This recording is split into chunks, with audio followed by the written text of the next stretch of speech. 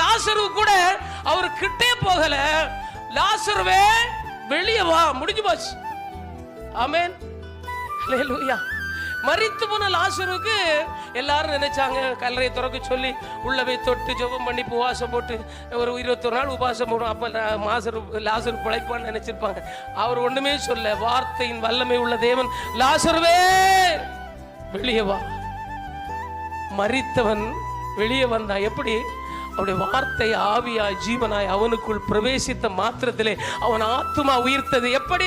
Eden தோட்டத்திலே தேவன் மண்ணினால் மனுஷனை உண்டாக்கி விட்டு அவனுக்குள் ஜீவ ஆத்துமா இல்லை என்று அவர் சுவாசத்தை அனுப்பி அவனை உயிர்ப்பிக்க வைத்தாரோ, அங்கே மரித்திருந்த அந்த ஆத்துமாவுக்குள் ஜீவ சுவாசம் இல்லாததால் அவர் ஆவியாகிய வார்த்தையை அனுப்பி அது சுவாசமாய் உள்ள போய் மரித்த லாசரு மீண்டும் பிழைக்கும்படி கிருபை செய்த தேவன் உங்க ஆத்துமாவையும் அவர் பிழைப்பதற்கு வார்த்தை போதும். சஞ்சலத்தோடு